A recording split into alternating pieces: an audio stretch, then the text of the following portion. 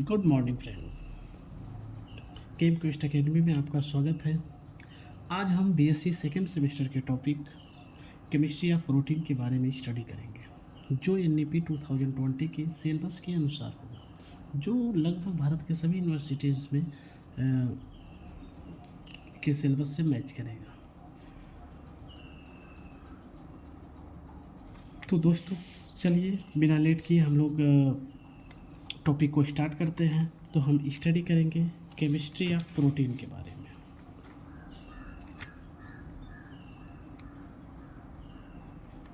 Chemistry of protein. अब chemistry of protein के बारे में स्टडी करेंगे तो सबसे पहले जानेंगे कि प्रोटीन क्या होता है। अब हम जानेंगे कि प्रोटीन क्या होता है। एक तरह का पॉलीमर है। अब पॉलीमर तो हम जान गए, लेकिन पॉलीमर होता क्या है। पॉलीमर की हम जानते हैं कि अगर क्या होता है, डिफरेंट या सेम तरह के मोनोमर आपस में ज्वाइंट होते हैं। अगर यही मोनोमर आपस में क्या करेंगे, ज्वाइंट होंगे, तो उससे क्या होगा, पॉलीमर का फॉर्मेशन करेगा। अगर हम कह देंगे कि अगर जो यही मोनोमर की संख्या नियरली 100 से एबव हो गई तो वह क्या हो जाएगा, प्रोटीन का फॉर्मेशन करने लगेगा। तो हम कह सकते हैं कि मोनोमर के माध्यम से ही प्रोटीन का फॉर्मेशन हो सकता है। तो सबसे पहले हम जानेंगे कि प्रोटीन कितने तरह से हम मतलब प्रोटीन का हमारे बॉडी में क्या काम होता है। तो हम लोग जानते हैं कि जो यह मोनोमर होता है, तो इसको जानने से पहले हम समझ लेते हैं कि कौन सा मोनोमर है जिसका पॉलीमर से प्रोटीन का फॉर्मेशन होता है। तो उसका नाम है बच्ची अमीनो एसिड। क्या नाम है, अमीनो एसिड। तो हम सबसे पहले जानेंगे कि यह अमीनो एसिड होता क्या है। अमीनो एसिड को जानने से पहले हम जान लेते हैं कि हमारे बॉडी में जो कॉमनली अमीनो एसिड की रिक्वायरमेंट होती है वह 20 होती है। अगर नेचुरली हम कह सकते हैं कि हमें लगभग 100 अमीनो एसिड जो होता है वह नेचुरली रूप से आकर किया जाता है। अगर हम जानेंगे कि अमीनो एसिड क्या होता है। अमीनो एसिड का जो बेसिक स्ट्रक्चर होता है, अगर कार्बन कोई भी कार्बन अगर एक कार्बोक्सिल ग्रुप कंटेन किया हो और एक हमारा अमीनो ग्रुप कंटेन किया हो, इसके साथ एक एल्किल या साइड चेन जुड़ा हो, तो इसी को हम क्या बोलते हैं, अमीनो एसिड बोलते हैं। और यही अमीनो एसिड का जो मोनोमर होता है वो आपस में ज्वाइंट होकर पॉलीमर बनाते हैं। पॉलीमर से क्या होता है, प्रोटीन बनता है। हम कह सकते हैं कि जो प्रिंसिपल कंस्टिट्यूएंट होते हैं हमारे बॉडी के, वह क्या होंगे, यही अमीनो एसिड होते हैं। क्योंकि प्रिंसिपल कंस्टिट्यूएंट्स के माध्यम से ही हमारा क्या होता है, फॉर्मेशन होता है कि हमारी बॉडी में प्रोटीन की क्या रिक्वायरमेंट होती है। तो प्रोटीन के माध्यम से ही हमारे स्किन बनते हैं, क्योंकि जो प्रोटीन होता है अगर उनका पॉलीमराइजेशन कराया जाता है तो टिश्यूज़ का फॉर्मेशन होगा। टिश्यूज़ ही हमारे क्या करेंगे, स्किन बनाएंगे। स्किन्स बनेंगे, मसल्स बनेंगे, टेंडन्स बनेगा, नर्वस बनेगा, ब्लड बनेगा, एंजाइम्स बनेंगे, एंटीबॉडीज़ बनेंगी एंड मेनी हार्मोन्स के माध्यम से ही तो हमारा बॉडी क्या होता है, फॉर्मेशन होता है। क्योंकि जो प्रोटीन्स होगा, प्रोटीन से हमारा टिश्यूज बनेगा, टिश्यू से आर्गन्स बनेंगे, आर्गन से बॉडी बनेगी। तो हम कह सकते हैं कि मेन जो हमारा प्रिंसिपल कंस्टिट्यूएंट होता है बॉडी का, वह क्या होता है, अमीनो एसिड होता है। अमीनो एसिड से प्रोटीन बनेगा। तो सबसे पहले हम अपने प्रोटीन को समझने से पहले हम अमीनो एसिड के बारे में समझेंगे। तो अमीनो एसिड तो हमने देख लिया कि भैया क्या होता है, जो अगर कोई भी कार्बन है उससे क्या होगा, कोई कार्बोक्सिल ग्रुप, कोई एमीन ग्रुप और कोई भी साइड, इसको हम बोलेंगे साइड चेन। अगर साइड चेन अगर कोई भी अटैच है तो उस समय हम स्टडी कर लेंगे कि भैया हमारा क्या है, अमीनो एसिड है। अब इनको हम देखेंगे, ये कार्बन है, अगर किसी कार्बन के बगल वाला जो कार्बन होता है उसको हम अल्फ़ा बोलते हैं। इधर अगर इसके बगल भी कार्बन है तो इसको बीटा बोलेंगे, इधर है तो गामा, इसके बाद बढ़ते जाएंगे डेल्टा। तो ये अमीनो एसिड का जो बेसिक स्ट्रक्चर होता है, इसमें क्या होता है, अल्फ़ा कार्बन प्रेजेंट होता है। अब इधर क्या रहेगा, इससे हमको लेना देना नहीं होता है, क्योंकि इधर से अगर हम बढ़ता जाएगा तो अल्फ़ा बीटा गामा करेंगे। लेकिन इस कार्बन से ही तो ये साइड चेन जुड़ा हुआ है, इसलिए हम कह देंगे कि ये इसी, अगर हम क्लासिफिकेशन पढ़ेंगे तो यही आर रिप्लेस होता है। लेकिन ये क्या होगा, कोई भी हमारा प्रोटीन होगा उसमें इतना पार्ट क्या होगा, बेस के रूप में प्रेजेंट होगा। बेस का मतलब कि इतने लोग चेंज नहीं होंगे, क्योंकि अगर ये चेंज हुआ तो अमीनो एसिड चेंज हो जाएगा, वो अमीनो एसिड नहीं रह जाएगा। तो इसलिए इनका बेसिक स्ट्रक्चर होता है। अब बेसिक स्ट्रक्चर होने के कारण हम, अब इनमें अल्फ़ा कार्बन प्रेजेंट होता है, तो इसी को हम क्या बोलते हैं, अल्फ़ा अमीनो एसिड। अब इसी का बार बार क्या होता है, पॉलीमर होता है। अब पॉलीमर से क्या होगा, प्रोटीन का फॉर्मेशन बनेगा। अगर हम क्लासिफिकेशन की बात करें फ्रेंड, तो हम क्लासिफिकेशन जब हम पढ़ेंगे तो इन्हीं अमीनो एसिड का क्लासिफिकेशन पढ़ेंगे। तो सबसे पहले जो क्लासिफिकेशन होगा वो डिपेंड किस पे करेगा, इस आर ग्रुप के ऊपर डिपेंड करेगा। तो हम कहेंगे क्लासिफिकेशन किसके अंतर्गत पढ़ेंगे, हम बेस्ड ऑन आर ग्रुप के अंतर्गत करेंगे। अब बेस्ड ऑन आर ग्रुप के अंतर्गत करेंगे तो सबसे पहला आता है सिंपल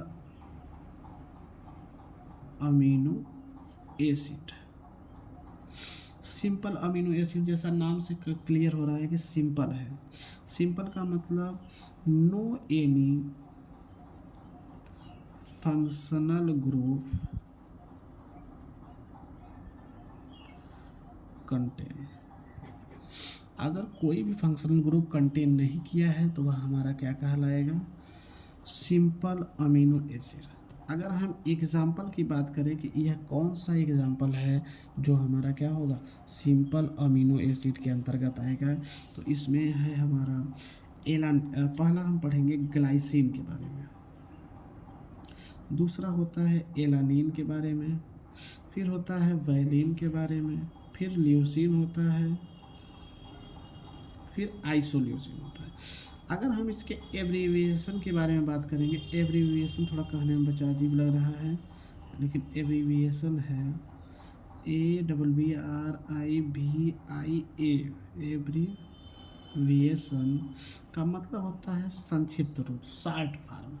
तो ग्लाइसिन को GLY लिखते हैं और इसको रिप्रेजेंट करते हैं G से, क्योंकि बच्चा इनको हमें जानना बहुत ज़रूरी होता है। 20 अमीनो एसिड के स्ट्रक्चर के बारे में और इनके शॉर्ट फॉर्म के बारे में जानना बड़ी ज़रूरी है, क्योंकि जब प्रोटीन का फॉर्मेशन होता है तो उन प्रोटीन में यही अमीनो एसिड आपस में ज्वाइंट होते हैं, और अमीनो एसिड का जो जैसे प्रोटीन का फॉर्मेशन हुआ तो उनको क्या होता है, इन्हीं अमीनो एसिड से रिप्रेजेंट करेंगे तो उनकी एक कोडिंग होती है। कोडिंग में तो हम पूरा नाम लिखेंगे नहीं, तो उनको क्या होता है, इस शॉर्ट रूप से ही इसको रिप्रेजेंट किया जाता है, जिससे हमें पता चल जाएगा। अगर हमें जानकारी रहेगी तो हम कह देंगे कि यहाँ पे ग्लाइसिन प्रेजेंट है, ल्यूसिन प्रेजेंट है, एलानिन प्रेजेंट है, वैलिन प्रेजेंट है। अगर हमको जानकारी नहीं होगी तो हम क्या करेंगे, यह पहचान नहीं पाएंगे।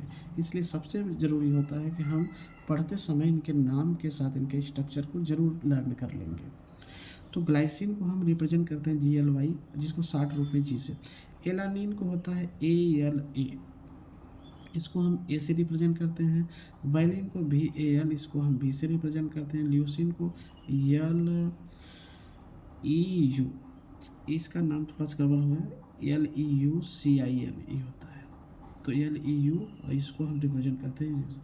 अगर यहाँ पे हमारा क्या है, आइसोल्यूसिन की बात करेंगे तो इसको हम रिप्रेजेंट करते हैं I से।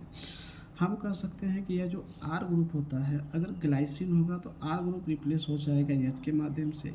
अगर एलानिन होगा तो यह क्या होगा, CH3 के माध्यम से। अगर क्या होगा, वैलिन होगा तो CH3 के ट्वाइस के माध्यम से रिप्रेजेंट होगा। अगर बच्चा यही हमारा ल्यूसिन होगा तो इनको हम कहेंगे CH2 CH और CH3 का ट्वाइस, इसे करेंगे रिप्लेस। अगर आइसोल्यूसिन होगा तो यहाँ पे हो जाएगा CH2H5 और क्या होगा, CH3। जैसे हम बेसिक स्ट्रक्चर की बात करेंगे तो हमने तो अभी देख ही रहे हैं कि हमारा जो बेसिक स्ट्रक्चर होता है यह हमारा यह है, तो इतना तो सेम रहेगा।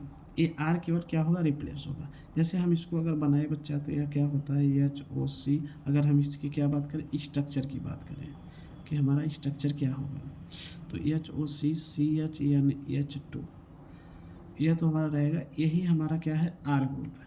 अब आर ग्रुप अगर हम क्या लगा दिए, एच लगा दिए, तो एच से क्या होता है ग्लाइसिन, तो इस समय इसका नाम क्या होगा ग्लाइसिन। अगर एच के स्थान पे हमने क्या लगा दिया, CH3 लगा दिया, तो इसका नाम क्या बन गया, एलानिन।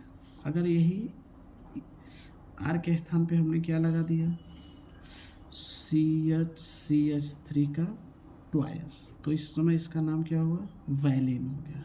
अगर यहीं पे हमने क्या किया, C2, अगर हम कह सकते हैं कि इसके स्ट्रक्चर में C2 सॉरी